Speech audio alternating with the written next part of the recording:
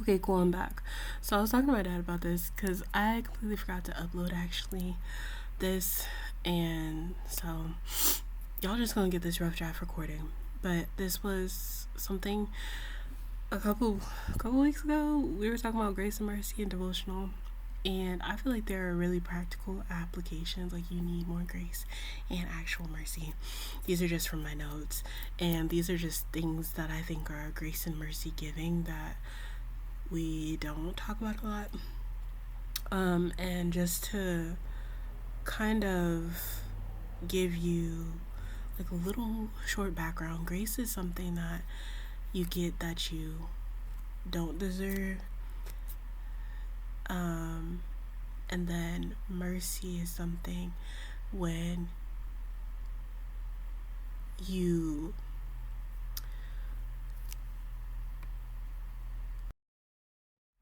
I didn't want to mess it up because mercy is not receiving the punishment that's deserved, while grace is receiving a blessing that's not deserved. They're not the same, but they are cousins, all right?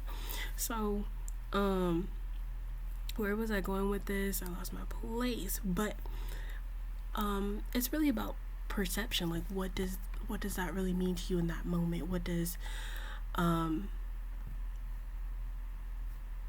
like in terms of like, what does being merciful mean to you? Like, what does it mean to withhold negative consequence? What does it mean for you to be gracious and extend a positive unearned favor, spiritual empowerment? Like, what does okay? And so for me, I was just like, I think grace could be um admitting that you don't know everything. I think it's a blessing. Okay, it's I think it's easy to be like, oh, well, admitting that's like humility, but can it not be grace? These are from my notes. It allows you to navigate not having everything together and make room to go further with a bit more courage into the unknown. Versus, like, I feel like people get stopped up on, like, oh, I should know this by now. I should know what I'm doing. I should. And it doesn't give anybody room to come in and help you, come in and be like, hey, yo, got you. Or, like, invite people in either. Anyway, that was just my thought about that. I think another way, something that's grace and mercy giving is not getting jaded about things, not reciprocating energy. While grace could be returning the energy, like when you get into conflict or whatever, like, let me bless you by showing up. Like, you know how some people are like, let me bless you and tell you something that I wish somebody told me. And like, sometimes it can be in conflict, it can be like, um, not a not a beat down, but like, you know how someone's like, you obviously haven't been bullied before, and it's just like, that's not what I was saying, but hopefully you got it.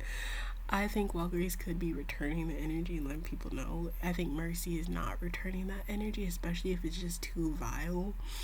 And it's grace to recognize, and it's also discernment to recognize what's vile and not part of the upward spiral you see, the vibration you're trying to be on.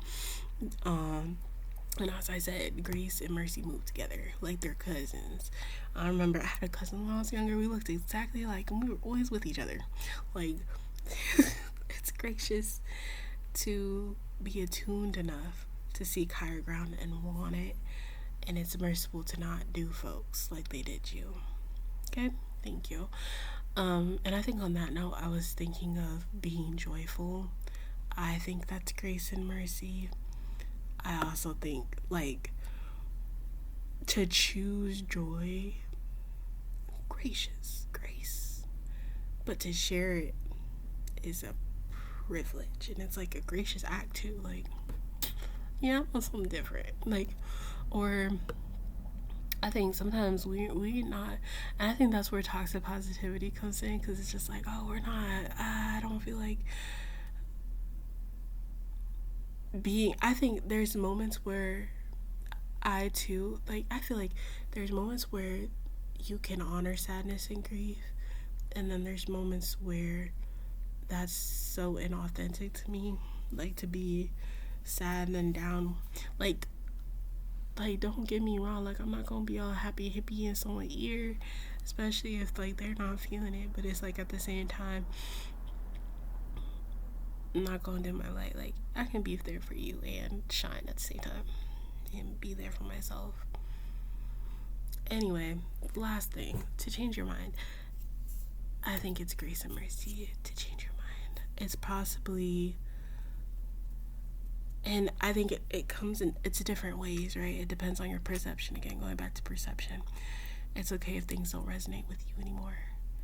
It's okay to embrace that version of yourself others would rather not know. It's okay to move on, to forgive.